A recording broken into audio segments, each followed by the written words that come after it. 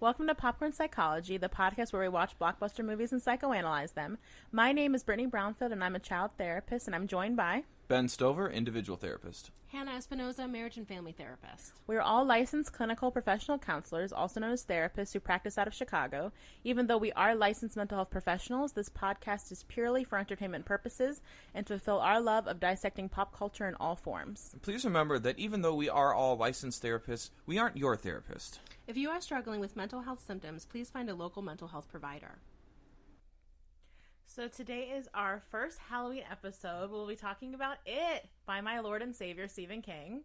The book, anyways. And we will be addressing just chapter 1, because by the time of us recording this, it's still a week away from the sequel coming out, which I'm excited to see. So in It, you see a bunch of kids who are working through their fears that are being shown to them by a scary clown that is real and unreal in different contexts. Anyway, so today we're going to be addressing the concept of fear in terms of psychology, obviously. We're going to be talking about what fears are we seeing in this movie, the avoidance / stigma we see by people within this movie, by the adults, by the other kids, by the kids, the main characters themselves. And then we're going to talk about how fear is overcome by the various main characters in this movie. And then obviously treatment and final thoughts. So let's jump straight into it. We have 6 main characters, kid-wise. Mm-hmm. What fears are we seeing with each kid in this movie? Okay. So when we start looking at our kids, we see, right at the introduction of the movie, we see Georgie get killed. Oof, R.I.P. Yeah. Right? And that starts off the first big fear of the movie, which is Bill. Which I guess fear trauma for him. This big T trauma of losing his brother. Well, not even, and losing it in a way that almost feels sometimes worse, is missing. So there's the continuing trauma then of having missing a brother that's kind of out there. What's going on? How do I move forward? Right. So I think his fear is that Georgie's alive. And that waiting for them. Waiting for them to find him. Yeah. I think that's his fear, is that Georgie's alive and out there somewhere and just waiting for them to find him. So he can't give up. He can't let that go. And I think a big part of the not letting go for Bill is feeling a responsibility as a big brother. Yeah. I know he was sick the day that Georgie went out and played outside. I don't know if he would have necessarily played with Georgie, but I wonder if part of him is like, if I had gone outside with him, it hadn't been ill, if I hadn't made him that boat, I'm sure he takes, or just because I'm the only kid left in the house now, and so I'm a witness to my parents falling apart, that I think there's a lot of, probably has a lot of weight on his shoulders. He has a ton of guilt. Yeah, about, I can't move on with my life until I find Georgie. Right. And fix our family in that very magical way. Well, adults have this too, where if I can just solve this one issue, everything else will be okay again. Yeah, I think we see that very clearly with him. It's a very childish mentality of the inability to close a chapter in your mind if you don't have we talked about the myth of closure, that, if I just find out whether he's alive or dead, I can let it go, which in the respects of someone missing has a stronger argument than in some of the stuff we talked about with Princess Bride. Because when people lose somebody, they have this continual fear that they're still out there waiting to be found or held captive somewhere, and that there's something they can do and some power. When, we know the evidence where if someone is missing for more than 72 hours, it's overwhelmingly supported that they are dead. And I can't remember the exact timeline, even if they give us one in the movie, but it's been months, if not longer. Yeah, several months, since Georgie's gone missing. But I do think it is like that thing you just said of, I know we totally ripped apart the idea of closure, and I still believe that closure is a myth, but I think in this case there isn't even a sense of realistic, real life closure of a funeral and knowing really what happened to them. And so I definitely can feel for the idea, how do you move on when someone's just missing? When do you finally decide for yourself that you're not going to keep looking for them? I think it's more you're not going to keep investing your energy into finding them, which I think, I don't want to get ahead of ourselves with the fight that Bill has with his dad, because I think it's more in the avoidance stigma part of it. But so for Bill, it is this, the ongoing fear of Georgie's out there, and I need to find him. Right. Next kid that we see is Richie. We don't really know, though. Richie's kind of probably the most vague character in the movie in terms of what's his real life look like? Yeah, we don't see him at home or his parents or his interaction with anybody but the other kids. Yeah, and he isn't. Yeah, he's not even alone. I don't think in the movie. We don't know anything about him. We don't know anything. We don't know if he has siblings. We don't know, and we literally know nothing about him. Yeah. So I think his fear is kind of just maybe like a childhood fear that some people just have when they're afraid of something very, like he's afraid of clowns. He's afraid of clowns, but also I think he's very scared. I think he's Trash Mouth is his nickname. He's got a big mouth, and we see it throughout the movie. But I think he uses that to guise his real anxiety and fear, which is going missing. Because all this stuff, once they get into that house, is like there's the flyer with his face on it. Then there's the coffin with his dead body, or like that rotting doll baby body of his. Yeah. And so I wonder if he's feeling the most anxious about the missing kids. And I think you're probably right. Using humor to mask that, because he's so obnoxious. Like over the top obnoxious and trying to make light of everything. When I feel like maybe when they're in the house and he sees the flyer and stuff, like he wigs the fuck out when he sees that flyer. So it does feel like that is it, finding his thing. His and exploiting true fear. It. Yeah, I think clowns is obviously scary. I think that's what freaks him out. But it seems more of like finding the coffin and the flyer scare him more than that room full of clowns. I think so. I mean, he's also the last one to reveal his fear, and I think he reveals like what fear feels safe to him. Sure. Because he goes through and he after everybody's talked about this fear, he's the last one to see it. Mm-hmm. Yeah, but yeah. He's the last one, or at least the last one to admit. Yeah, because I was gonna say also, I think all the other kids experience their like scary Pennywise hallucinations, right, individually when they're by themselves, and we never see Rich by himself. That is an interesting thing that I didn't really think about till now. That we never really see Rich by himself, which I'm sure the director has a reason for that that we don't know. I'm sure when Chapter 2 comes out, he's the one who's played by Bill Hader, right? Yeah, and he's a pretty big part of the trailers. Which yeah. could just be because he's being paid by Bill Hader. I don't know. So the next kid we see, which a very obvious fear is Eddie. Probably the most overt fear, because the whole movie he's talking about all the things he's scared about. I'm scared of gray water. I'm scared of like staph infections. I'm scared of germs and disease. Like he's the most vocal about all his fears, like constantly going on and on and on when they're doing stuff like stepping into the sewer tunnels. And I think has some of the most consistent symptoms of anxiety, right? Yes. Like he starts to talk really fast. He starts to not be able to breathe. He screams a lot. Like there's a lot of like him kind of dysregulating himself, and also makes me wonder if part of his, I mean, clearly we know what part of his, his fear is, but having a parent who's so anxious and having all of those fears reinforced for his whole life would, I think would really cause it to be a 10 every time instead of maybe like a 4 or 5. I mean, he's the classic kind of nature versus nurture argument, which is how much of his anxiety is, how much does he come by it honestly via his genetics, which is probably true because his mom's clearly very anxious, and how much is it his learned anxiety to be so scared of his environment.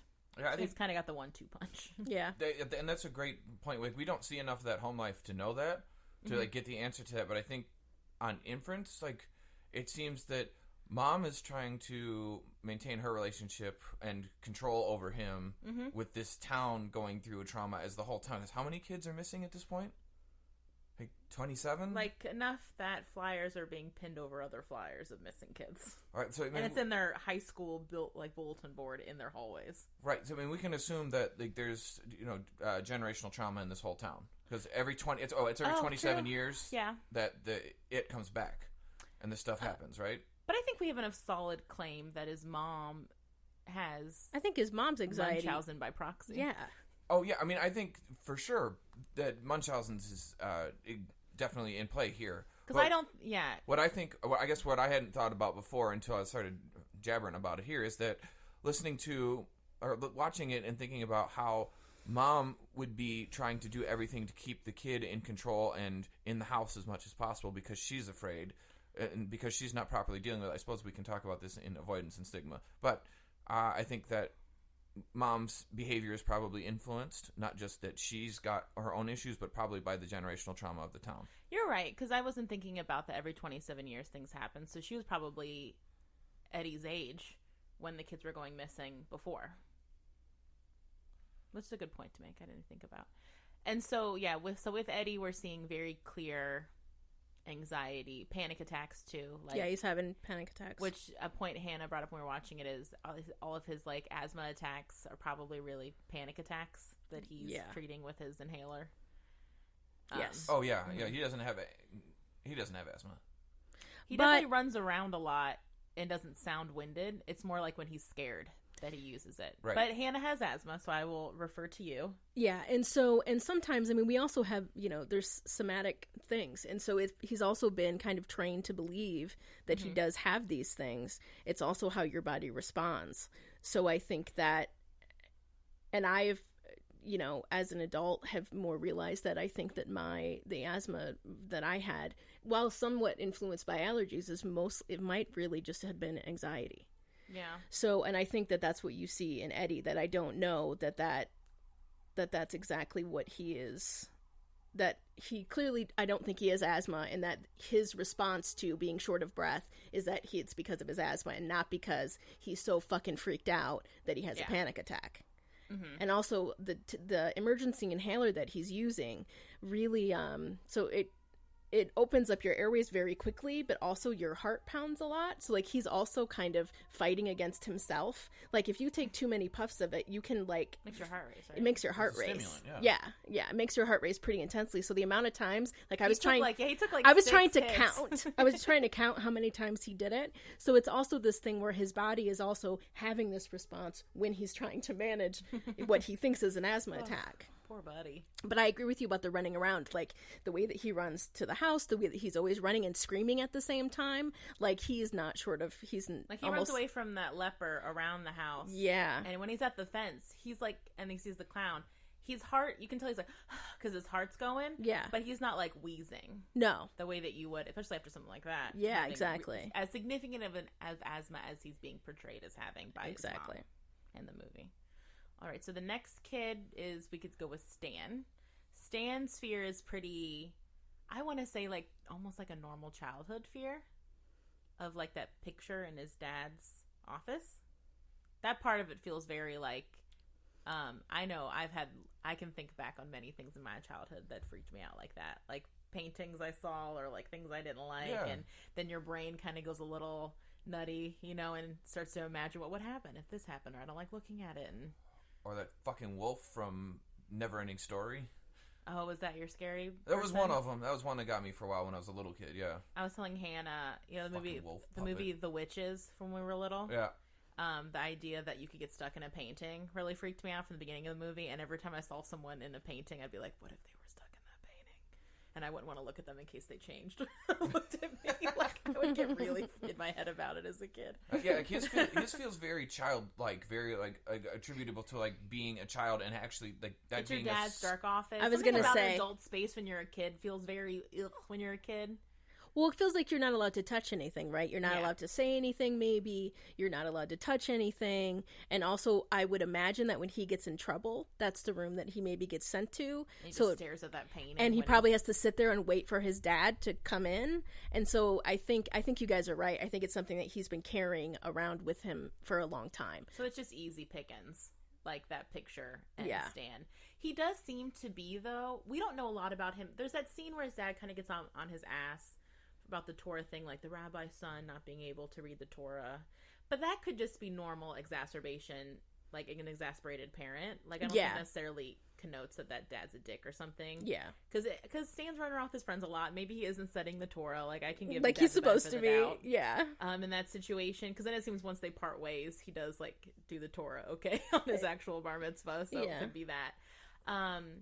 But he does seem to be the most reticent kid in the movie. Like, the least, I guess, naturally resilient, which we've talked about in a number of podcasts, really, resiliency. Like, he is the one who doesn't want to, he doesn't go in the house, he doesn't go in the sewer drain. He doesn't really join the kids doing, like, the scary stuff they're doing till the very, very end.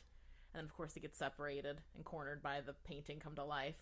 But he also seems to be, just the most maybe like naturally scared or anxious kid, even more than Eddie, because Eddie comes at a lot of it by his mom, whereas Stan's like he won't go into the sewer stuff. You know what I mean? No. Like he seems the most naturally like. I think Eddie is the most naturally anxious. I think that Stan's the most scared. What I wonder, Eddie can push through it and like join his friends, and Stan can't till the very, very end. Yeah, but Eddie is having panic attacks while he's doing that True. and losing his shit. So what I'm wondering is, if we think about, I know that we don't know enough about really any of the families, essentially, but I wonder if maybe Stan has the healthiest family. So his fear, because he doesn't have anything else to be afraid of. Oh, yeah, that's a good point. That maybe that's why he's never had to merely maybe like, I'm not doing this shit. manage anxiety before, so maybe this is the first time that it's really like this is the scariest thing that's ever happened. Exactly. Like this is the thing that he like won't be able to move past because he's never like. That's a good point. No, I don't know if that sounds bananas. I think that's a really good point because I think you're on we point. can switch to the next kid, which is Beverly. Beverly seems consistently to be the bravest, like in action in the movie, but it also could be because, in my opinion at least, she's gone through, besides Mike maybe, the hardest. She's got the hardest ongoing or trauma like thing on her back, which is her fear, which is the most potent, I feel like, is ongoing sexual abuse via the hands of her father. We don't know where her mom is. Her dad still wears a wedding ring, so I don't know what that's about. But it seems like it's a very chronic situation that obviously, is a big deal. Yeah, I mean, there's chronic sexual abuse going on in the house. It's pretty clear that Dad rapes her. Like, we don't know how bad the abuse is until later in the movie, but we know that something is going on, and we know that, like, that the relationship between her and Dad is obviously inappropriate, and this is my take. I know you two just felt creepy about it. I mean, I felt creepy about it, but it became like, let's hit you in the face with how bad the abuse is when Dad tries, like, are you still my girl? And then tries to rape her. Yeah, I mean, I think that's where the movie punches you in the face with the obviousness that he's raping her. And I think we talked about this off mic. It might just be the difference between, like, me and Hannah are women, and we're just, like, you just naturally are more hypervigilant about threats, or, like, especially of the sexual creep nature. And so as soon as he came on screen, I was like, oh, okay, I know what's happening here. Yeah, as soon as he came on screen, I was like, oh, I don't need it. Honestly, like, I didn't need it defined by him me trying neither. to crawl on top of her. Like, that didn't need to happen in this movie, to be honest. No, it didn't. For me to get what's happening. The amount was the way that he touched her, the way that he looked at her. The "Are you my little girl" bullshit. Like any of those kind of comments, saying that she looks prettied up. That's something that's very consistent in the way that they show, whenever they show that kind of thing in movies, that's something that almost always happens, where they say, oh, well, you're all dolled up, what are you dolled up for? And kind of that idea that she's not, doesn't belong to him anymore. And so I think that, again, I feel like that's understood in the first, like, as soon as we see them together. And how she, and just being so, and having to keep it all to herself, which is how a lot of, because there's so much shame involved because it is her dad. And then she's got this secondary trauma or fear or anxiety of she's bullied constantly. So she doesn't have a safe space. Like, a lot of, like, kids who are being abused by that at home tend to like school because it's some place to go. They'll be at school way after hours, be school really early, maybe be involved in a lot of things to stay out of home. Yep. But even at her, like, right away at school, the first scene we see of her, she's being bullied, she's being called a slut. Probably the worst things you can call a girl who's already being sexually abused at home and probably has a lot of complicated feelings about herself sexually. Yes. Is then also calling her, having this reputation where the whole town, including the adults, which we'll talk about in Avoidance and Stigma, are, like, all have the same opinion of her, and all have the same idea about who she is. Mm-hmm. So, I think you're right. She doesn't have a safe place, and which means she also probably is never able to be calm or have any kind of, like, homeostasis feelings of any kind. It's amazing how easygoing she is. When she talks to the boys, for how I just feel like her anxiety must be, like, ratcheted up. Maybe she's used to, like, the level, and so she's kind of just gotten used to always being at like an 8 or a 9 or a 10 in terms of her anxiety baseline. Yeah. Oof. Or maybe there's so much relief in not being at home and also not being at school. And these boys are nice to her. They are nice to her. They're nice to her. They believe her. They stare at her like she's an angel, basically, because they all think because she's beautiful, and they're also boys who are at that age. Never seen a girl in her underwear before. Exactly. Yeah. And so I think it would also make sense that maybe this is the first time where she was able to kind of maybe be more of herself than she has in the past.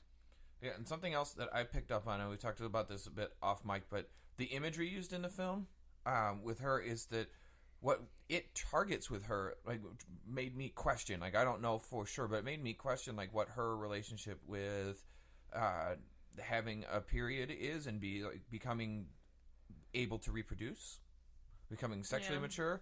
I was like trying to communicate it to Brittany and Hannah, but it wasn't like the idea of becoming a woman. It's like the being able to biologically reproduce and having her period and being able to be sexually mature. That with knowing that her dad is raping her, like, it seems like her fears with the blood, it targets her with hair and blood. Those are the things that uses her when it comes out of the sink. It's her hair trapping her that she cut off to make herself less attractive. After Dad kind of hit on her first, then she cut off the hair, the wet garbage incident, and then Dad kind of interrogating her about dolling herself up when she cut her hair off. And then when it targets her, it's her hair that comes out of the sink. That's red hair, not just any hair. It's her hair comes out, and then blood. And we saw her kind of not know what to do at the store when she went to pick up tampons. And since Mom's not in the picture, we can assume that she doesn't have any kind of guide to her about what having a period even is or means. So she's either afraid of that or afraid that she could get pregnant now that Dad's raping her. Yeah. Or will she get punished if Dad tries to like have sex with her or rape her and she's on her period? Like, will there be a reaction to that? What does it mean about everything? Dad's clearly having there's so many different fears that could increase in this way for her, especially. And I think, and Ben and I didn't even realize it, but I do think that when he definitely makes leers at her after he sees that she bought tampons in a way that makes it feel like he wants to be able to get her pregnant, which would make sense, because then he could hold on to her and she would have to keep that a secret, and it would just perpetuate all of this ugly stuff that is happening between them. And so I think that also kind of makes sense in the fact that there's that there's so much blood. I kind of was thinking that her like hallucination or her interaction with it was so much more intense because she's already been through so many really horrible things that it had to be kind of a lot more intense for her to actually be scared of it. But I don't know if that's, I'm not sure. Things. Yeah. So I think that's what I thought when I saw how much more intense hers was and how the look on her face, she's so terrified and so scared and just paralyzed. She was just paralyzed in that moment when she's sitting on the floor covered in blood. Yeah, and she also, something else I forgot as we talk about it, I think that all of this is like in play here, but she also hears voices coming out of that drain, which I forgot about until now. But I think aren't all the kids kind of hearing, like, because it's like the voices of the children that are like, float, float, float, float. Like, I think that's just the common scary parts of the movie. Maybe I could be wrong. I think so, but like that's what gets her to like start looking down in that drain at first. 'Cause I think they all feel like some degree of responsibility to rescue the other kids that are lost. That must be, because they aren't using their common ass sense. The amount of times these kids hear something, which I know has to happen in a scary movie, or the scary things aren't going to happen, which is why we're here watching it. But the amount of times they just like, I'll follow this thing. I'll follow this egg down into this basement area of this library. Right. I'll put my eyeball really close to this sink where voices are coming out of. This floating ass red balloon looks like a good idea. Let's just follow that wherever it goes. I would. Well, me and Brittany ended up talking farther away from a situation. We were talking about how our reactions to fear when we were kids, and or when feeling like something's going to happen. We ended up kind of chatting about that a little bit while we were watching it. Become like that octopus gif that just goes, nope, nope, nope, nope, nope. Yeah. A whole lot of nope. So Beverly, poor Beverly, she's so many complicated. We could probably do an episode just on her. Yeah. So the next kid is Ben. thinking off the top of my head. He's the new kid, so he has the fear of being in an anxiety of being in a new place, being the new kid. Kids still calling him the new kid, even though it sounds like he's been there for months. Yeah, at school for like 9 months. Isn't that what he says? Like really, like genuine loneliness, being at the library a bunch, researching the town, which is like, I felt very seen by that choice of his. He's such a Ravenclaw. He is a Ravenclaw, and I respect it and I love it. And I would have been like, yes. When they walk into his room and all the things are on the walls, I just kept thinking about, I couldn't have read enough Haunted Ohios as a kid. And I was like, I would be this kid. Give me all your town history. Is it scary? I'll read it all. But then the heinous bullying he encounters, regardless of being the new kid, but I'm sure that's an excuse that is used. Because he's also like a chubbier kid, which I hate to, but it's common. Like when you are like, he's shorter and chubbier and just like the new kid. And so he's just a good prey, to use a horrible word, because he's so sweet. But he's easy prey because he's by himself a lot. So he's just like, you can pick at him, like out of the bunch. He's not in the bunch. And then the way that kid and then like the heinousness, because we'll get to Henry in a second, but carving his initials into his belly, like that's not just like getting a swirly or getting like trash thrown on you like Beverly. That is like being physically assaulted on probably a regular basis. I mean, that's aggravated battery. Yeah. Because it's using a weapon, right? Mm-hmm. Yeah. Isn't that what makes it worse? That's and aggravated it seems like battery. That's probably the zenith of what Henry's done, the way his friends react. Like, fuck, dude. Yeah. Probably torture, even. But I'm sure he's done other things to this kid, like at least punched him in the face or thrown things at him or pushed him. You know, I'm sure this isn't the first time he's hurt Ben. No. Clearly not. What's interesting about him, though, is that even though he's going through that, that's not what it fucks with him about. Mm-hmm. It's about... Other than when the parents drive by and the balloon pops up in the car. Yeah. Like, look how alone you are. History. It's the history. Like, he's afraid of... It seems like for him, basically, he's afraid of, like, the classic ghost story kind of thing. Like, people have died here. Same person. like, people have died here. Like, his fear that it fucks with him about is the kid who lost his head. Oh, yeah. And anything that he gets afraid of are always like the historical things that have happened in the town. Like when the kids died during the Easter egg hunt or other of the heinous events. That's where he gets triggered by. Because he does really focus on the incidences and the specifics of them. Like of how all 91 people died and the first time that they did this, or the first people in the town. Like all of them died at one time. Right, and he sees it in the drawings. Like, I don't think that it was actually in those drawings. I think that's... Oh, I felt like he was. You think so? I mean, maybe. Yeah. Yeah, I did. He's been in this town, dude, for 1,000 years. Or whenever this town started. Yeah. Like, back when those people were, like, pulled into the... like, disappeared, all the settlers. Yeah. Who signed that treaty, or whatever, back in the day. Right, pulled into the well. He's been all up in their biz since the beginning of time. Yes. Bad stuff underneath Derry, dude. Yeah, it's Stephen King makes me just basically not want to visit Maine ever. Oh, I want to live in Maine, bro. Yeah, she does. I want to be his next door neighbor. He seems like a pretty awesome guy, but yeah, he does. I wanted to live in Maine for as long as I've been cognizant of Maine. Why the fuck are you in Chicago? I wanted to live in Maine Close-like too Maine. when I was a girl. I don't know why. I loved Maine. It makes no sense. I'm allergic to seafood. Like it makes it makes too hard, girl. no sense. How do you feel about bear and moose? Ugh.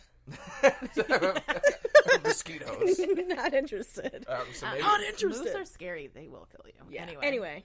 So I don't think it's the last kid, because then we have Mike. Whew. Mike. I think he's the only one. I think we don't have to rank their experiences, but Mike probably closest to Beverly in terms of intensity, where he has lost his parents to a horrible fire. That was he was pretty little though. Like, did he say he was a baby? We don't know. I can't remember. I think he was old enough to remember. I was going to say he was old enough to remember. So he was old enough. So witness, at least seeing his parents' bodies and then hearing them during the fire be burned alive. Horrific. And now he's living in what seems pretty isolated. He's living on his grandfather's farm. Yeah, he's homeschooled. He's homeschooled. Right. He's what seems to be the only person of color in this Maine. It's Maine, so I'm sure he's the only person of color in this whole fucking town. He is being raised by a grandpa who doesn't seem great. Seems like he's taking care of him, but like is not very sensitive. I mean, he seems like a farmer. Like a farmer, yes. And he seems, I mean, I don't know about that. But he seems, his idea of having to be an outsider, yes. Of like being like, there's like, don't even think about it. Like, it's better to be out here. I can tell you what will happen if you go into the town. Like, and because kind of. Sorry to jump in, but because they do say that the Black Dot is a club in the 60s that it was an African American club that got burnt down. I don't know what you're talking about. The Black Spot, one of the 27-year occurrences. Oh, okay. It was the one that happened after the Easter egg hunt thing, I think, where the factory exploded. There was one or whatever. in the 30s we're missing, but that's okay. We're not the historians of Derry. Or was it the Easter egg hunt and then the factory explosion? Easter egg hunt was 1908, which I think was the factory explosion during the Easter egg hunt. Okay. And then something happened in the 30s, and then the next one, I think, was this Black Spot burning down, which I think was an African-American club. So I wonder if his grandpa is traumatized by that event. Yeah. And is like, fuck these white people. We're going on our farm. And then my son or daughter and in-law get burned alive. Also got burned by fire. So you're getting homeschooled. Generational trauma. Yeah. You're getting homeschooled. And you also are going to have to, and now Mike also has to deal with bolt gun murdering. Well, murdering as much as you can murder. Slaughtering an animal. The sheep. And there doesn't seem to be a lot of gentleness involved with his reticence. Or even doing that. Yeah. Which is a farmer mentality of like, this is farm life. Like, you have to kill. In order to survive, we have to do these things as a natural course of life. Right. Yeah. I mean, I think Grandpa was hard. Yeah. On him, but I also think that he wasn't being necessarily abusive. Like, he was too aggressive, but like, I didn't think like I didn't get like the abusiveness feeling of. I got the generational trauma aspect of it for sure, but like, also the like, you need to get your mind right. Like, these aren't pets. Yes. Like, these are our income, and the other thing about life is like, it's also a hard life lesson. It's like, you're either out here with us or you're in here with them. Like, you're in there with them. Yeah.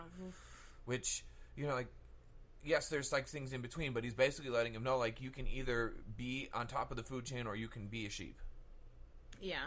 And I agree. I don't feel like he was abusive at all. No. I feel like it was just more that he was just...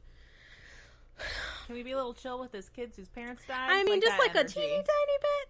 But mostly that I also think with the generation that he came from, like all of those things that go around that, and also his experiences, I think it makes a lot of sense how he's interacting with his grandson. Right, because I mean, don't forget, this is the 80s, which means Grandpa grew up in the civil rights and before era. Like, he grew up in Jim Crow. Yeah. Not even civil rights. Grandpa would have grown up in Jim Crow laws. Yeah, so he's probably only one generation removed from slavery, or two maybe. Yeah. One, probably. One. Mm-hmm. Yeah, probably one. If he's in his 60s, 70s, in the 1980s, it means he's born in the 20s. So he probably is a grandparent who was in slavery. Yep. Yeah. So, and then also, Mike is also getting bullied by Henry. Yeah, and I would say... I mean, Henry's pretty... We'll talk about him in a minute, right? He's pervasive. Yeah. But also, I feel like the seething hatred that comes with racism seems to kind of pump up his interactions. Yeah, his anger with Henry. It feels different than his stuff with Ben. Yeah, I guess. I agree 100%. Oh yes, yeah. It's very clear that that's racially fueled. Yeah. And so it's another thing where Mike's anxiety that's being kind of pushed on him by Grandpa is then being validated when he goes into the town, because he has that, obviously his fear that it is exploiting is the burning alive one, because the hands come out from the door. Right. The burnt hands and the yelling. But he almost gets fucking run down by them. Like, it's not like they're like, hey, and like yell like pushing him around and like flick a cigarette at him. They like they could have killed him in that moment. Yeah. So then he goes out into the world of everybody, like the town, and then immediately gets attacked in the way that his dad says his grandpa says he will get attacked. Yeah. Pretty much. Yeah. And then it happens again when he's bringing... The second time we see him in town trying to deliver meat or whatever, he gets Henry finds him again. Yep. Yeah, I mean, Henry's attacks on everyone are dangerous and violent and possibly deadly, but it feels like there's more malice with him, with Mike. With Mike, yes. Yeah, for sure. I remember thinking, I didn't think there needed to be a racial slur in this movie, but I was shocked that he didn't call Mike the N-word, at least in the end. Yeah, when you're like, I thought I told you to stay out of the town or whatever. But but he didn't. It wasn't necessary. But it wasn't necessary. I think in reality it would have happened. Oh, 100%. They would have screamed it at him from the car as they were driving past. Yeah, for sure. So I think that's the main kids. I'm running through them in my brain right now. That's the main kid, and then then Henry. Henry, I think, like honestly, with Henry, like.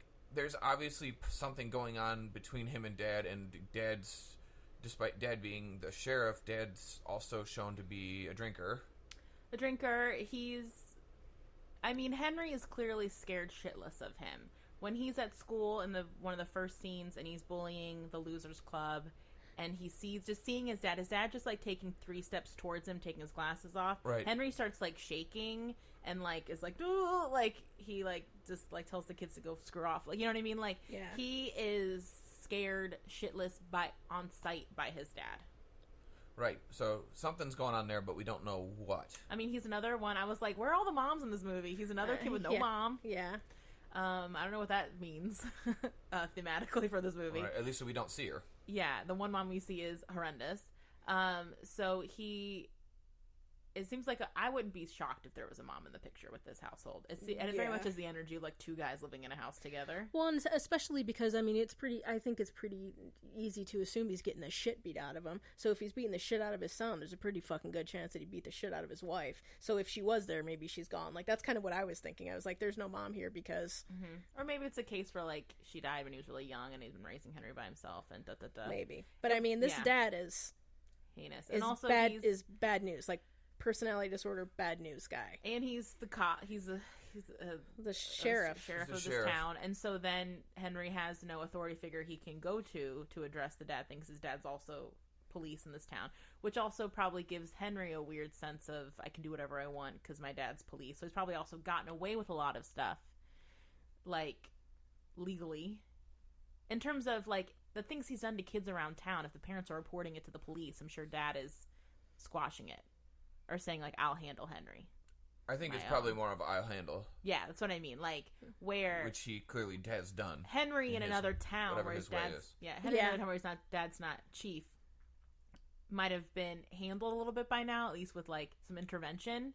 Yeah. Because he would have been 100% police reported. I mean, if my kid came home with an H carved into his belly by the town bully, like, I'd be like, oh my god, we are going to the police. But his dad's the police. Right.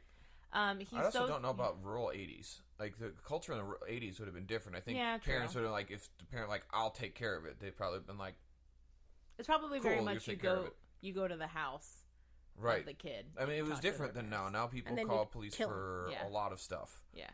But also, I gotta remember that with Dad, too, like, Dad's going to be a victim of the generational trauma in a way that, like, we want to, like, immediately villainize him because of how he's hitting the kid and, like, how he's treating him. And that's, like, separate, though, but also look at what the dad might be going through as the police of this town. Because he's obviously in his 50s-ish. Yeah. Maybe 60s even, but definitely in his late 40s, 50s, somewhere in there.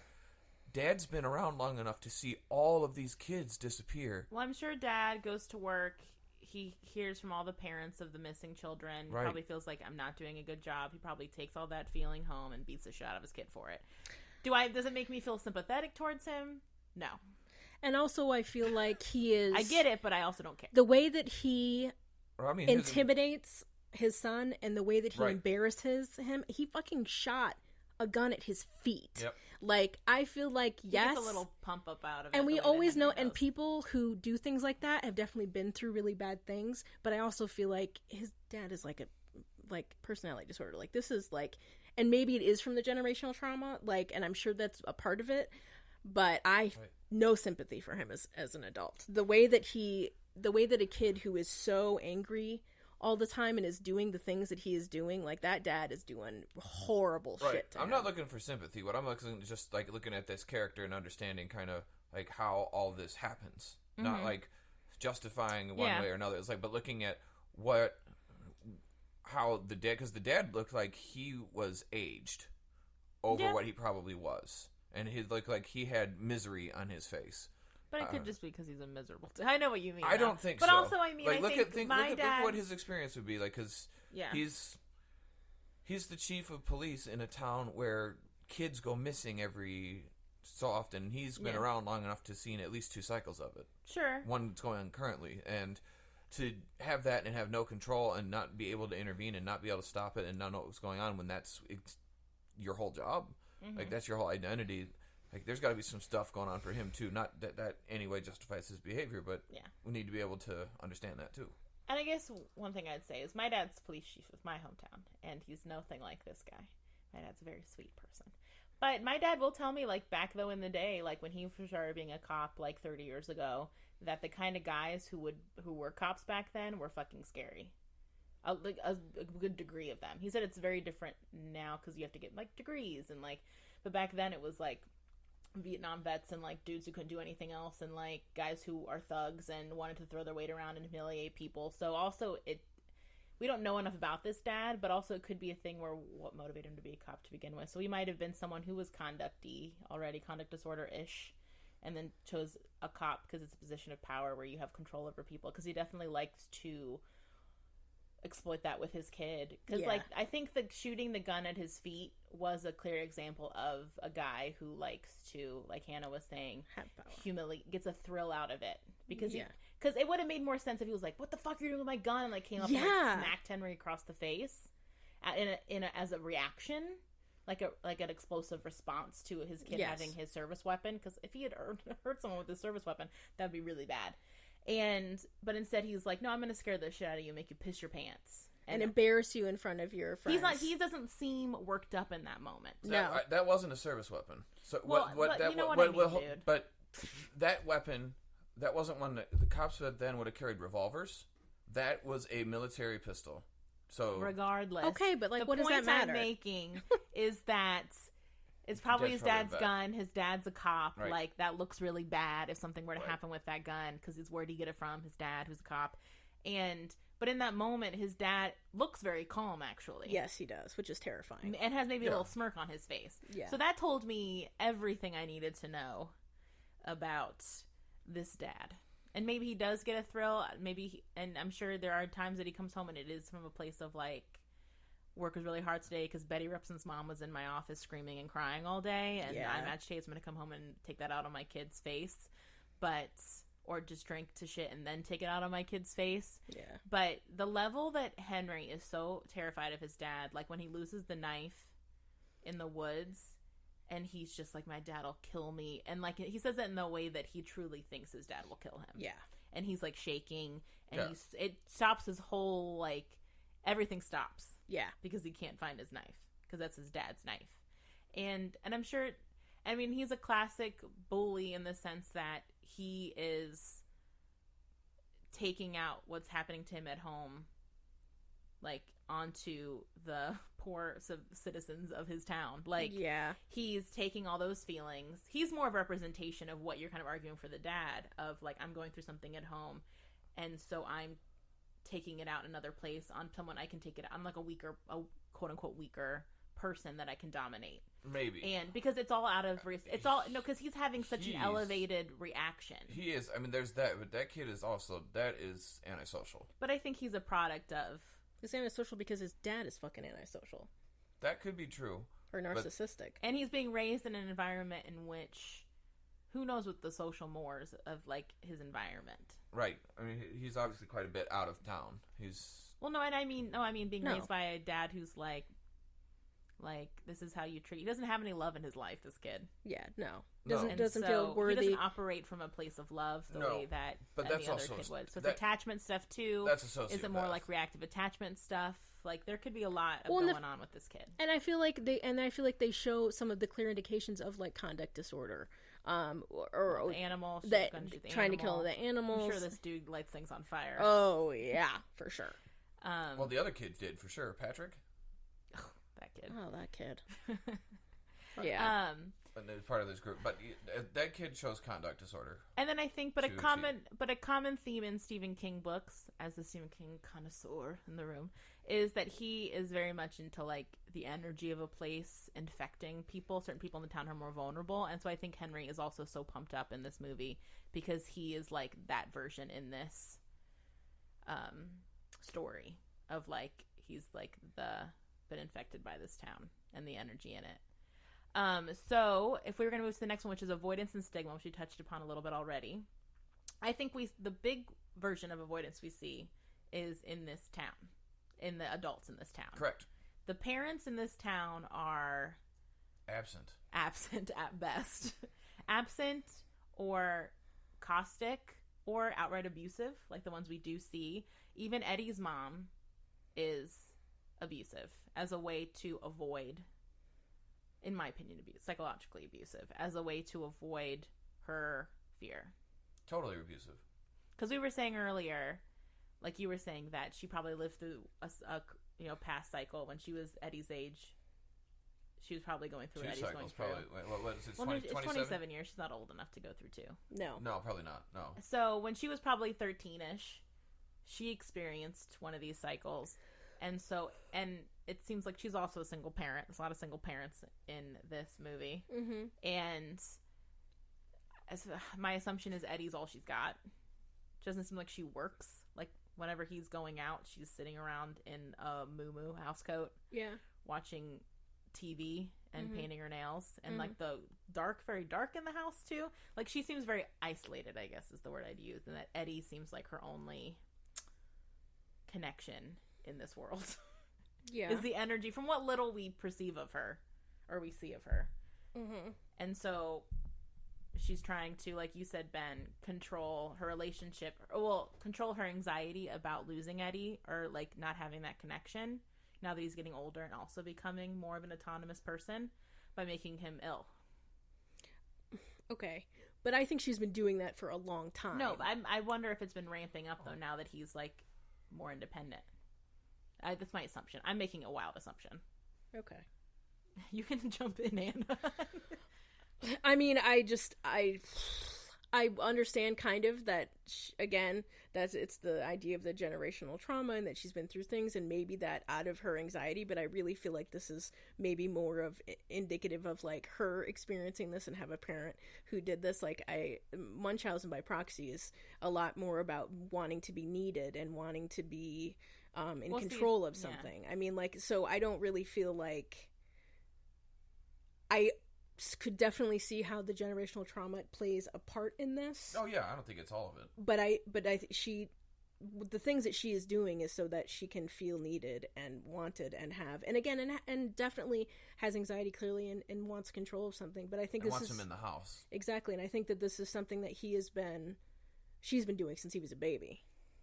So just to, like, as a therapy info moment, I was looking it up, and Münchausen syndrome by proxy, I think, is no longer called that. Now it's called Factitious Disorder imposed on another. Oh, shit. Very heady, because I was just Googling it. And it's the same exact thing, though. So it's, a person acts as if an individual that they're caring for has a physical or mental illness when the person is not really sick. So it's that people with FDIA have an inner need for the other person, often his or her child, to be seen as ill or injured. It is not done to achieve a concrete benefit such as financial gain, because they're even willing to have their kids like go through tests and medical stuff that costs money, actually. Which Eddie says. Yeah, he said to go get MRIs or X-rays. Sorry, Brittany, I'll let you finish. Because the bigger weight, like the weight of, because I think the part we don't really see is a big known component of it is because you do it because you want sympathy or attention from other people. Like when you talk about, there's a famous person they talked about on My Favorite Murder who like poisoned and killed basically like 5 of her kids because she got a kick out of the attention of having a child that's dying and then died, like the funeral and then all the sympathy that you get from neighbors. And so then when that faded away, because I think her first child might have died accidentally, like then she started doing it with her other kids, like SIDS kind of looking thing. Yeah. And we don't really, that's the part we don't really see in this presentation, because we have such a tiny window into each kid's experience, is that we don't really see her leaving her house, or like we don't see any version of her getting outside attention from having an ill child. But that could just be because we haven't seen it. Yeah, and also I think, and I don't feel like that description said this, so I don't know if they're still considering this, but it also is making them ill, so they do have the symptoms on purpose. So like using things to make them also appear sick, instead of kind of to like mentally making them believe that they're sick, it's also giving them things so they are physically ill as well. Like we see in Sixth Sense. Yes. And I'm getting this off the Cleveland Clinic website, but often occurs with mothers who intentionally harm, like you're saying, or describe non-existent symptoms in their children to get the attention given to the family of someone who is sick. So there's still the attention component. Yeah. A person with FDIA uses the many hospitalizations as a way to earn praise from others for their devotion to their child's care, often using the sick child as a means for developing a relationship with the doctor or other healthcare provider. Yeah, there's a lot. So again, but he did say we don't have evidence for all of that, but it's creepy. But he did say, if I come home with all this gauze, my mom's going to have me in the hospital for a week. Yep. He did say, yep. So there's strong signs that this is probably that. Yeah. I mean, it is that. Yeah. As much as we're seeing on screen, it definitely feels like that. Yeah. And then there is clearly the distress when he directly confronts it. Yes. Like her freaking out. And she doesn't really leave the front steps, which is interesting. Yeah. We only see her outside the house when she's taking him to the hospital for his broken arm. Yes. And she's so distressed in that situation, like pleading with him, which felt very gross. Yeah. So there's that avoidance from Eddie's side of it. I think where we see a lot of this, I was thinking with Ben, actually, his research stuff, I think a lot of people who are feeling scared as a way to deal with their fear is to try to learn as much about it. I think that's a clear way that he's trying to manage his anxiety, is by, if I just know everything about this town and I put it all over my walls and I figure out the riddle of it and I like get all the parts of it. It's why true crime podcasts are so prevalent. They talk about this a lot on My Favorite Murder, is that they were always very anxious about crime and generalized anxiety, and so they would get obsessed with it as a way to feel like, I know what's going on, I would know what I would do if this happened to me. It is that sort of the thing anxiety does, which it tells you, if you just know every possibility that's not going to happen to you, and if you just think about it over and over again and have every alternative, that you can handle it now. Right. And that's definitely accurate. However, unfortunately, does not work. Well, what I tell clients is anxiety is the great liar. Well, a lot of mental health is a great liar, but anxiety, it lies to you in that it tells you that you're handling it. Like, you have to do all this stuff because it's helping you. And you have to tell yourself that that's not true when you're having those moments. Right, and we see him do exactly that. Like, if I can just understand all of this, and then I can get to the point, and then I can understand how it happens, how it stops it, then I have what every person who has anxiety is looking for, is some degree of control. Because they feel out of control. What, like, in the realistic sense of things, makes me bananas with this is that in every movie or everything, it's always the person that does that that solves the problem. Yeah, I was just going to say that. So it validates that there is, and also that there is a root to something, right? And that it's a riddle. It's just a riddle, and I just have to figure it out. And as long as I figure it out, then I'll have some control, which is all just not, like, none of that. Well, so right, like every trope, that's what we're looking for. It's the trope. The trope of that character, the smart character, the Ravenclaw, the whoever, who looks at it long enough and hard enough, they figure it out, like, look at Hermione. Without Hermione, how many problems would Harry and Ron have solved? I mean, if we're going to talk about the magicians, there's a character named Alice Quinn who is like the Hermione or the Ben of that show too, where she's the most anxious and therefore she's always the one solving the problem. So I wonder if that's filmmakers trying to validate their own anxiety. Yeah, I don't know. Or your Egon from Yeah. Ghostbusters. Oh, Yeah. I would argue that Ray is more anxious than Egon. Ray's more anxious, but Egon is the one who's like doing the testing. The testing and the solving. Anyway, Ray does too. Ray and Egon are scientists, whereas and I feel like and isn't Billy's avoidance similar? Where he's Ben? Oh no, hold up, we're changing characters.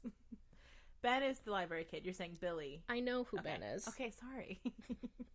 I was saying, and isn't Billy's avoidance similar in that he's trying to solve the riddle of what's happened with his brother and where he went when he builds the sewer, exactly, and looks at Dad's maps of the sewer and him and Ben's information together. So I was just pointing out that it's similar, and you're exactly right. Like, it's that they're both trying to, because it's what you could argue, well, that's not really avoidance, because both of these kids are diving headfirst into the thing that's scaring them, or they're afraid of, or they're anxious about.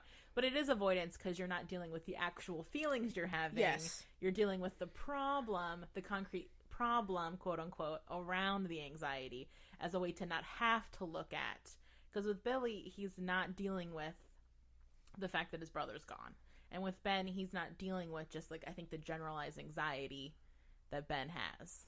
Exactly. And, like, that he's not dealing, also the fact that instead of dealing with all the real stuff that's happening to him, he's just diving headfirst into this town's history. Yeah. Which is clear avoidance. It's like a left. He's it's like a left turn, deflecting man. Right. Absolutely. Anxiety somewhere else. Absolutely. And I think in kind of looking at that, and that's where, this kind of thing turns into stigma in general, right? Where working with the people that we worked with before out in the community, that a lot of times they would have so much energy in looking for the cause or the root of when they became mentally ill, and that if they could just fix that one thing, then they wouldn't be mentally ill, which is the stigma around the idea that there's one thing, and once you find it, you can fix it, and then you won't have that anymore. I mean, think about how many clients we have where they're like, if I can just get the diagnosis, if I can just figure out what's really going on with me, with my mental health diagnosis, then I don't know. There seems to be a desperation when people are trying to find a diagnosis sometimes. Like, if I just know it, then it'll go away or something, or I'll be able to really effectively handle it. Having control, understanding the root of it, no matter what it is, and feeling like, and having this magical idea that you will be able to do it. Like, I have asthma. I've had asthma since I was like 3 years old. I will always have it. I have to take medication for it. There's nothing else that I can do. And I didn't get it because of one thing happening. There's a lot of parts that go into this, and kind of having to accept that, and how in general the stigma of mental illness kind of, I feel like, because it's not something we're allowed to accept or allowed to talk about or allowed to. It's messy, in that there's not like a clear prognosis where you break your arm, you'll be in a cast for 1 to 4 months, and then you should expect this after that for several weeks. Like, it's maybe you'll feel better for a little while, and then you'll feel worse again, and maybe you'll feel better some days and worse other days, and it's just messy in a way that's uncomfortable. And we see this throughout this whole town, is that everyone is avoiding their loss, their fear, their hope, because we haven't seen evidence that there's been a single funeral. No. I mean, they say, like, Betty Ripson's mom is at the school on the last day, and even the kids are like, does she think her daughter's going to show up to school? She's been missing for weeks. Right.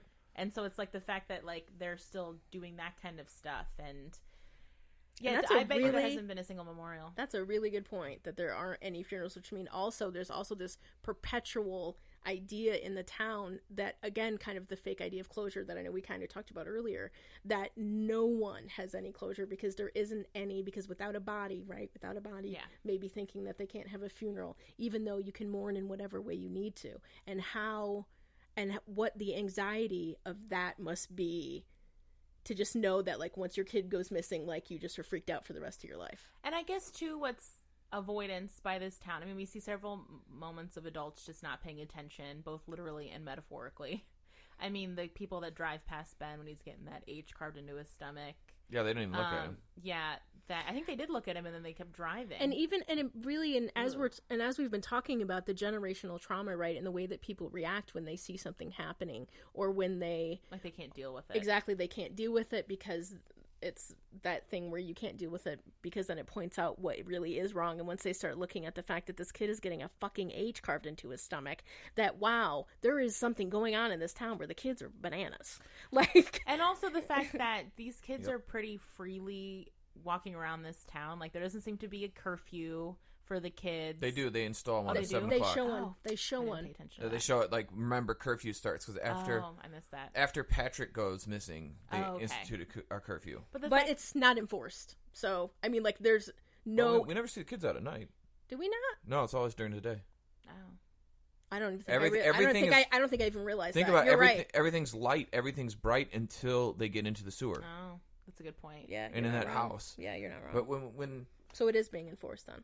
I mean, we can assume, but everything. But I would That's say what even- makes yeah. this extra scary about this movie is that everything takes place during the day. It's not the typical night. It's like you're not safe anywhere. Yeah. It's not like the typical horror movie where like, it's dark. What's your favorite scary movie? Yeah. All that shit. Like none of that's happening. It's it's the fear everywhere.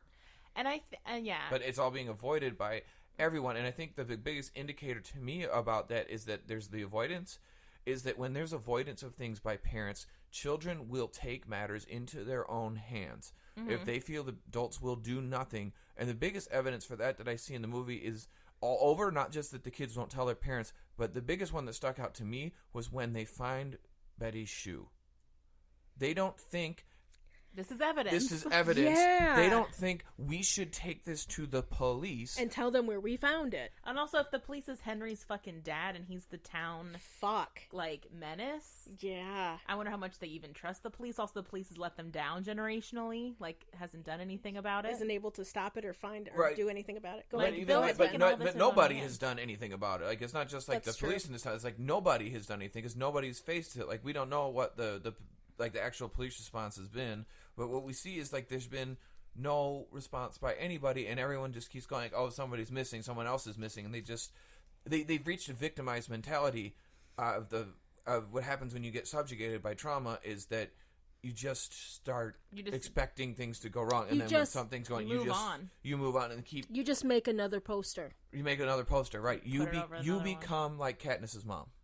Yeah, because I think, too, like, when Bill, like, the horrible interaction between Bill and his dad, where dad screams at him for having, like, still be working on a plan for how to find, like, that should be dad in that garage plotting and, like, especially since it seems like dad works for the town or something where he has blueprints of the town. Right. You know, you think, and classically, you'd think the dad would be in the garage, like, poring over that stuff and making models and, like, going around, but Bill's the one doing it, and the way that dad, which broke my heart, chooses to handle this is screaming at him instead of being like, which is an avoidance because they're just stop the behavior, you're upsetting your mother, as if like your mom's not already upset, dude, her child's missing, like this is, who cares, you know what I mean? Like it's all this, we have to not think about it, we don't need any more reminders in this house, even though your we all have to move on.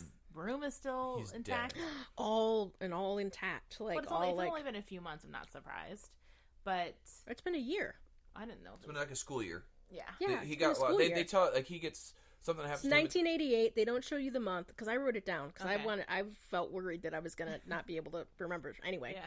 It's 1988, and then it's 1989. So like, Okay. there's a pretty. I think there's a year Okay. in the difference, or at least like 9 months or something. Yeah. Like it's a good amount of time. And because in that moment with the garage scene, what would have been the best response, but I'm sure dad's going through so much that how could you have had a better, like a great response would have been, you know, what's going on, like help, like having a conversation with Bill, like I get that you're still upset, I understand why you want to keep looking for George, but we've got to move, you know, having a constructive conversation instead of screaming at him as a way to, because it's avoidance. His dad's like, I can't deal with this, you need to stop, like just trying to tell him to stop by yelling at him and just tell him to shut up and not dealing with any of it. It's this idea that you can just squash it and move on, and the feelings will just go away. They're not going to go away. If you just don't think about it. And don't do anything about it. Right. Yes. And we also see that woman when Georgie gets taken, like, there's blood in the water, and there was a kid there that you saw, and she just, like, I mean, she hurriedly goes back inside. Maybe she was calling somebody, but she just kind of goes, like, there is a small child kneeling by the sewer. Like, this is not something that adults should be like, I wonder what that kid is doing. And so I just had this thought of, I think all the adults are shut down. I think all the adults are shut down due to trauma. I think it's very clear, like they all have a flat affect, which is kind of where your the way that your face looks doesn't respond to any emotion that you have or anything that you're thinking. It's like your face is just kind of blank. I was just trying to think if any adult smiles besides the clown in that town, and none of them do. The only time we see a adult smile is when they're being creepy with Beverly. Oh, yeah. The pharmacist and her dad. Yeah. When they're being fucking creeps. Yeah. The only interactions we really see between adults and kids is shitty. Like, they're either outright angry, or they're rude, or they're uncaring. Yeah. Like, even like when Ben is down in that basement and he gets scared and he runs to the librarian, her first thought is like, "What are you doing down here?" And like screaming at him instead of being like, "Are you okay?" Yeah, like he looks freaked the fuck out. Yeah. Down here. Yeah. Like, and then not following up when he runs off. Right. And another thing I just thought of is that in the pictures in that garage scene, Billy's mom doesn't have a face. Mm-hmm. So that could have just been a ploy of the... It could have been, but like the pictures that show up, her hair is all blown all over her face. There's one where they're on a ride and you see her. Yeah, but like all the other photos, like when they start talking... No, maybe... I think you're remembering when he sees it and her face is missing. Because the pictures have her face in it. Do they? Okay. Yeah. I think that's just like a scare tactic because you're like, can't see your face, and then it's the clown. You're alone, and like you're alone, and like nobody's gonna come and save you. Yeah, right. And then I would see I think the last big like stigma part of it too is what's going on with Beverly and her reputation within this town, not just with her peers, but with the adults too, like Eddie's mom. I mean, Eddie's mom's obviously a piece of work, and so her being a shitbag to Beverly is not a surprise. No, it isn't. But I wouldn't be surprised if this whole town has an idea of who Beverly is, because even Dad says, people in town have been telling me about you and what you've been up to with those boys. Like, there's just like this town reputation of this, I don't know, 13-year-old girl that she like is doing like sex acts all over the place. And part of me wonders if it's that thing, it's avoidance and stigma combined, where we all kind of know something's probably happening in that house with her dad. Mm-hmm. We can't deal with that knowledge, and we're also not going to do anything about it, so we're just going to act like it's because she's a slut, and they maybe have a skeezy relationship because she's a slut, right? And that's a way for us to compartmentalize it, so it's not our problem that she's a bad person, because I think we do that as a culture too, of like,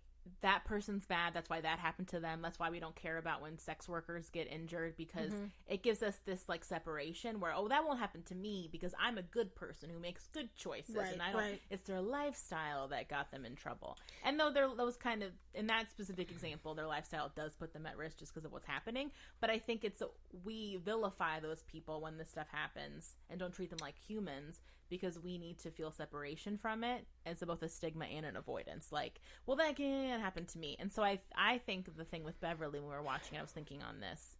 I bet you that whole town does think of her that way because they can't deal with the truth of it. And then they also can't deal with the cognitive dissonance of, I think I'm a good person, but I'm actively ignoring this child that's being sexually abused.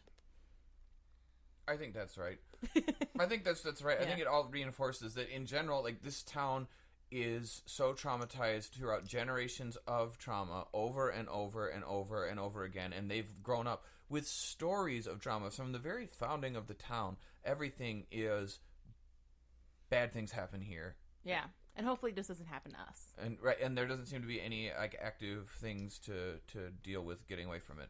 But let's move. Okay, I'm gonna say one more, just really quickly. Okay. So the other thing I was thinking too is also at this time, and these parents are also a product of the culture of the idea that you don't talk to anybody outside of your family. True. Right? You keep all the secrets in the house. You don't need to tell anybody about what happened. So I think there's also that other part where those parents who were children when that was kind of a thing that they did, a lot more are kind of being like, well, it's, her dad will take care of it, or it's his problem. Again, the same things you're saying, Brittany. Like, I'm not getting involved in that family situation.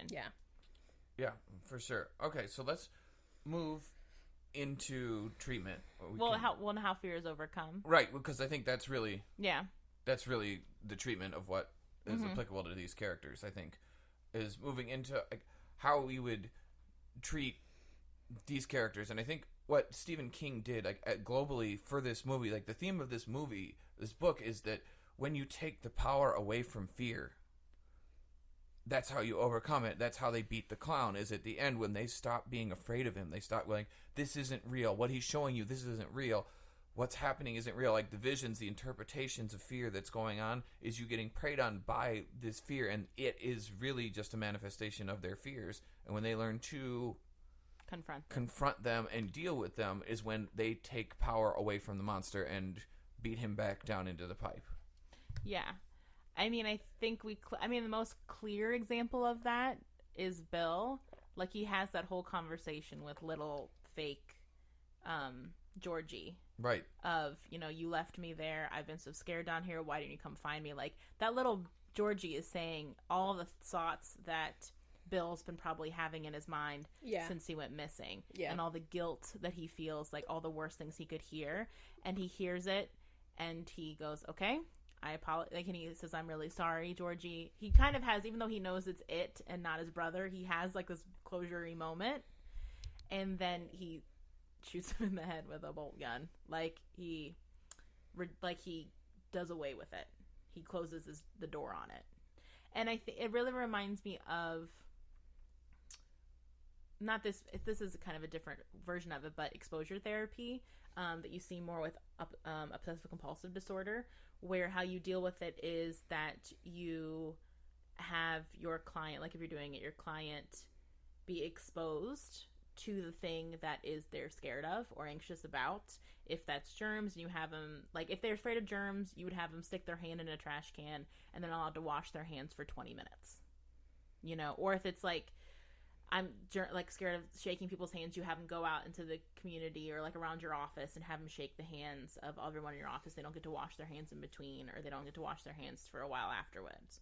Or if it's like food related, you eat more than your fill and you have to sit in that discomfort. Because the idea is that we avoid our fears because we think if we confront them or deal with them directly, that it will destroy us in some capacity. Like it's too much.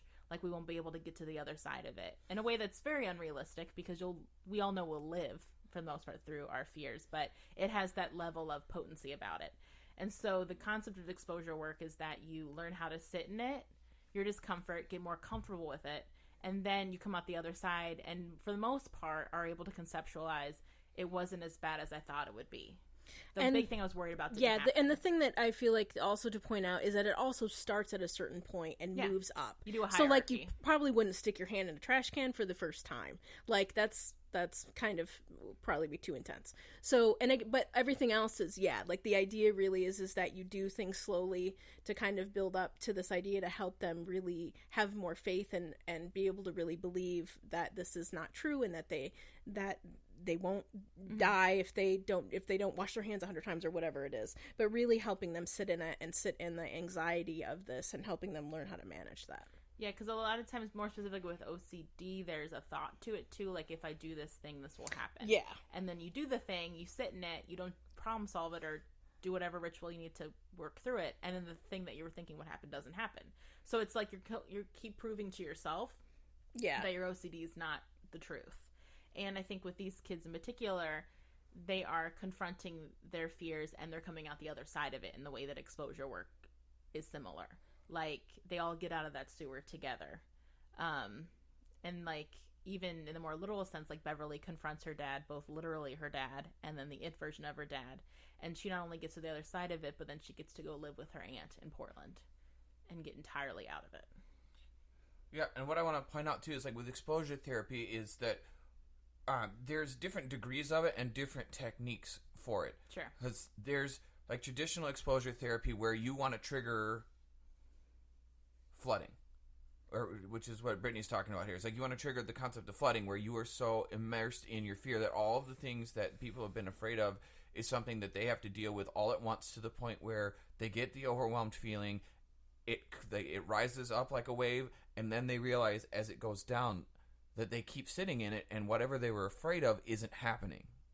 So that you get the natural biological behavioral response of, oh, I'm realizing that after I get flooded, that it goes down. Mm-hmm. Like whatever I was actually afraid of didn't happen. So it creates a response. But there's also, there's different methods of it. There's where you build up to it, mm-hmm. where you have people like, okay, if they're afraid of dogs, like we're going to look at pictures of dogs today. Right. And we're going to trigger kind of the flooding response that way. But you only trigger as much as they can handle at a time. There's also prolonged exposure therapy, which is more what Brittany was talking about, like where they sit in it. They keep sitting in it. You keep them activated until they calm down. And it depends on what's right for the client or what goal you're trying to achieve, how you do it, what you negotiate with people. Because like sitting in like the prolonged exposure part of it where they have to face it. Like if they had an auto accident, maybe they have to do like a VR of a car, or they go driving and they stay in the car through the anxiety point till it de-escalates. It's incredibly effective, and that's what we see kind of going on in this movie is the kids go through this prolonged exposure therapy where they keep sitting in the fear. They sit with the thing that makes them the most afraid. They stay in the environment as opposed to running away from it, and they fight it. And as they go through that process, they're learning to recognize that whatever I was most afraid of isn't happening. But it's my mind tricking me, and this monster is triggering that response of my mind to make me most afraid. And I love the way this movie does that and shows that. And I think like, if we were to do treatment like with someone who's experiencing things like this, that exposure therapy is probably the right call here. And I would say the only thing that we don't see in the movie, which is what would happen in real life, is you wouldn't start exposure work with someone until they have a good foundation of coping skills underneath them and they have like support. Right. I mean, I guess these kids find each other, so they finally are able, like she says, we can do it when we do it together. And I think that is true therapeutically in the sense that we wouldn't expect someone to do exposure work until they have a good foundation of like a support system, coping skills, like ways for them to regulate themselves after the situation or during the flooding and then after the flooding. Because I think there's a very old school mentality, like throw you in the pool mentality, that I think a lot of the adults in this movie are kind of doing. Like Mike's grandpa, just get over it and shoot him in the face, like with the sheep. Yeah. And I think that's a very old school, which is not healthy because you're doing it to someone who's not ready to do it. Like you have to build up to that, and then you can kind of because you're re-traumatizing them. Yeah, right. That's what stops exposure work from being re-traumatizing is that, like Ben and Hannah were saying, you work up to certain parts of it, you feel out your client and what they're capable of, and you're with them. And sometimes you have to back up off of the exposure if it's too much. Okay. And you also do a lot of work before you start exposure work. Like you do a lot of basic, maybe like CBT, like cognitive behavioral therapy skills and mindfulness before you get to the exposure work. And you do a lot of assessing and things like that. Right, and you also make it supportive and negotiate it. Like, that's the part that makes, like, the part, like, oh, if your kid's afraid of water, throw them in the pool. They'll figure it out. Like, no, they'll fucking panic, and they'll freak out, and it will get worse. And then they will be terrified not only of the pool, but they also be terrified and not trusting of you. Which is way worse. It has to be, like, that negotiated step of, we're going to go in the pool. Like, if you're ready for it, and if you're not ready, I'll be right here to get you out, but you need to try to stay in it for a while. And the person... And coaching and coaxing while it's going on. And I think kind of what you're saying, too, with the negotiation bit is the client has as much autonomy and agency in this decision as the therapist. It's not the therapist being like, we've got to do it, so buckle up, because we're doing exposure work. It's more that, I mean, the client obviously will be reluctant, I would assume. You know what I mean? For the most part, there's this is going to be really hard, but they're ready to feel better, and so they're motivated, and they want to do the work that's going to get them there, even if it's really, really hard, and they panic, at some point in it. Whereas when you have to throw them in the pool aspect, it's I'm making a decision that you need to deal with this, so you better fucking buckle up and deal with it, which therapists don't do. Yeah, exactly. Right. And the other thing I would want to add to that is that we see aspects of it. There's cognitive therapy going on where the kids are learning to reframe their thoughts of how they think about what's going on. Like when they first experience the things when they're alone, they're like, oh, this is real. I don't know what the hell this is terrifying. And like they get caught up in it, whereas they start learning to reframe their thoughts. Like, no, this is not real. This isn't actually what's happening. This is fake. This messing with me. This isn't real. This isn't real. This isn't real. And they start learning to change the way they think about it, which all starts escalating the response of it. But it also takes the power away when they finally get to the point where they're able to say, I'm not afraid of you anymore. And then it loses its power. Yeah. And I think they also, it is the importance of support. Like, there's so many scenes where one of them is calming down another one of them. Like, hey, like Bill and Richie in the house. Like, it's not real. Like, look at me. He kind of, I think, like, he grounds him in that moment. Yeah. He's like, be with me, be present with me. Like, we're going to get through this together. It's not real. Like, almost like a breathing kind of, like, pep talk before they directly confront the door. Like, going through the door. Yeah. And so I think there's a lot of, Bill is very, like, a leader, like almost like a therapeutic quality to him throughout this movie with the other kids. But you show him in the beginning being a really good big brother, so that's not surprising. So the only other thing that I would add to treatment is just thinking about what would we do? So it's great that these kids, right, have been able to overcome these things all together, but then there's also kind of being traumatized by the things that they did have to see and go through. So I was thinking about just, what do you guys think about doing like group therapy with them to kind of help them? Because I would imagine that but I don't know, like, do you guys think that they would have nightmares and stuff? Like, I was just thinking of that, like, if they've overcome this, would it be something that they would have to relive or revisit? I think it's worth having maybe something more akin to a debriefing kind of group therapy. Yeah. Where we're just going to check in and see how everybody's feeling. This can be as long as it needs to be, go as many weeks as it needs to go. Like, it's more, maybe slightly more informal than like group therapy. And you also want it to be, why I say debriefing instead of therapy too, is letting them take the lead. Like, how much do you need to talk about it? Because you don't want to... Well, you don't want to re-traumatize. You don't want them to feel like, oh, should I be more freaked out? Should I be more worried? Like, you don't want to lead them. Right. And put fear in their heads that doesn't need but to it be might there. But I think that it would be more of having a space where if something is going on, that they can talk about it together, and that they can see, because there's probably, as always, a pretty good chance because of the shared experience, that the other kids are having something similar. Mm-hmm. So I think that's the only other thing that, like, I just wanted to talk about on the side. I mean, in this whole town, like, we could get into, like, systemic treatment for this entire town. Like, this entire town needs mental health. Yeah. It needs to be cleaned out, mental health-wise. And that's not going to happen. Because there is, like, the generational cultural aspect of, especially in the 80s, like, who the fuck is going to therapy? And if they are, we're not talking about it. Because, especially not in a rural town. And what we'll see in, like, what I remember, because I read this book when I was 16, of the next movie is, like, Henry's still around, and he's in a psych ward. Like, he's institutionalized. Yeah. So it'll be interesting to see. And what we do get the benefit of, maybe this is more final thoughts in the next movie, is seeing how they have all been affected and impacted by this childhood experience. Yeah. Yeah. Yeah, I think that's all I really have on, like, treatment for myself right now, because I think, like, exposure and group therapy, I agree with you, Hannah, is that where you'd want to go. Like, maybe adding a narrative therapy, working with them a good point. In a group on how they write, like, have them actually sit and write out the story, what happened and how they tell it, and then have them retell it with, like, some therapeutic elements added, like, how are you the hero? How did you solve this? How did you use your strength to overcome the fear? Mm-hmm. Like, those kinds of cognitive aspects, working them in how they tell this story as they go throughout their life would be where I'd want to kind of add. I mean, they need a debriefing for sure, like, so but that could be done in a group format. Yeah. So I think that. So let's move to final thoughts with it.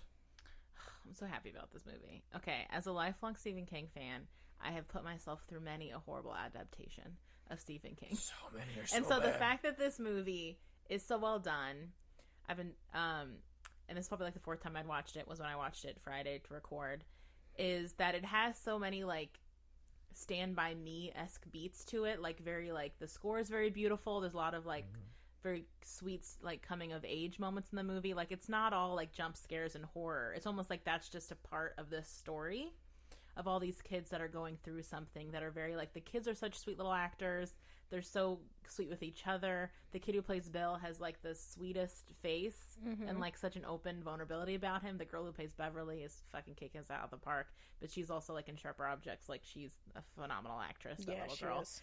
And I was just so happy to have, like, a good adaptation that captures, for me, what I love so much about Stephen King books is that they are scary, which is what I love about them, but they're also very emotional, which is also why I think I'm so invested in them. Like, it's not just, I don't get scared by books. What pulls me into Stephen King more is how well written the characters are, how human they are in response to this wacko thing that's happening to them, and how, like, emotionally moving the stories can be and how human they feel. So I feel like this is the first adaptation that comes to mind for me of Stephen King that had all those components done correctly.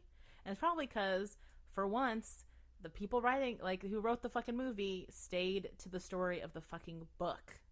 Because I feel like that's where adaptations go wrong a lot of the times, is they, like, you already have a good story.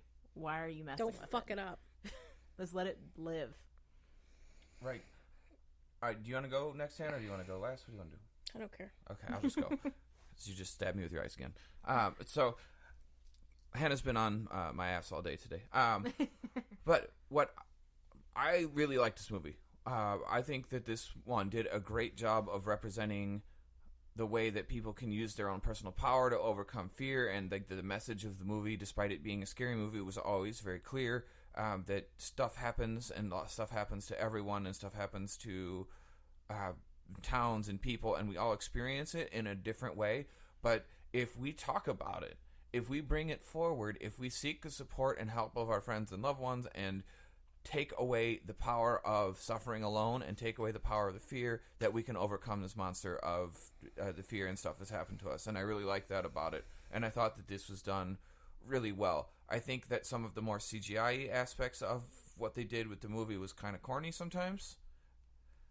How dare you? What the fuck are you talking about? Like when the clown morphed and stuff like that, like how he moved, like some of that was like a little bit kind of corny. Okay. But overall, like, I really liked it. I really liked Bill Skarsgård's interpretation of the clown. Yeah, he does a really great job. And I mean, yeah, because the Tim Curry version, for how much people act like that was terrified scary, all of that us in the wasn't fucking 90s. Scary, dude. It was cheesy. Yeah, it was ridiculous. Corny. But Talk like about corny. Like the way this actor interpreted it, like he like carries this menace about him. Well, he uses his physicality very well, because not a lot, besides like obviously the jaw unhinging and all the teeth coming out, a lot of it's him using his physicality. Right. Like, he's so tall, he can make that smile himself. And his eye, he lets his lazy eye go. He can do that thing himself with his eyes. Like, the way he moves his body in that very, like, disjointed, like, almost playful way, but it's, like, a little offbeat. Like, they do a good job of, like, he doesn't move. It's like that thing where you just make something a little wrong, and your brain's like, oh, I don't like this, and you can't really even, like, quantify why you hate it so much. Right. So, I loved it. I really liked this movie. I thought it was really well done, and I think it's one of the better horror movies I've ever seen. Yes. On a personal level, I don't watch scary movies because as a kid, I would get nightmares really consistently. And so, because Ben wouldn't shut up about it, we decided to do it. And so, but in there's it. That's why she's mad at me. But in maybe that is why. But in that moment I kind of decided that, well, I'll just watch it because they seem to really think that there's something in it. And for myself, actually, I didn't have any nightmares, and it didn't freak me out. I wasn't scared. There's only one part that you jumped because we watched it together just in case. Yeah. And that was really interesting for just personally that I mean, look, I'm not going to go out and start watching a bunch of scary movies. I won't ever watch this movie again. only because I don't need to. Batman's not even in it, Hannah. Yeah, well, that I really wouldn't ever watch it. So, I mean, I think, I just think I won't watch it because I just don't need to. But I do think it's a really, I totally agree with you guys. I think it's really well done. I think the emotional parts are so important.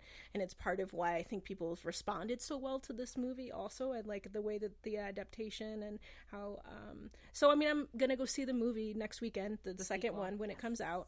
But it's something that's actually, for myself, is a relief knowing that, because even as an adult, I've had nightmares about scary movies. So of knowing that apparently there are some things that are okay, and that's just kind of nice to know. So, but also I I'm not going to watch it because I just don't need to.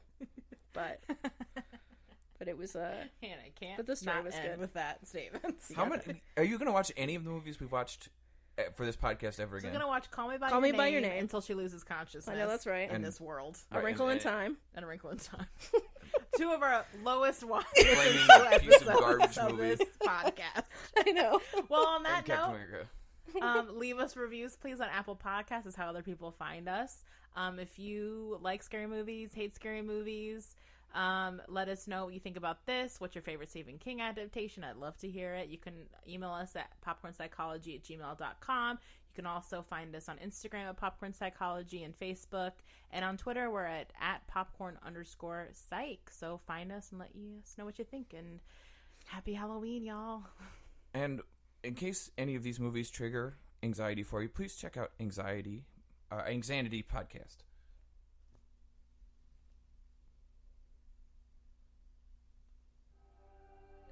Do you or someone you know struggle through life with anxiety-related mental disorders? Ever get that feeling that you are one of the few? I'm here to tell you that you are not alone.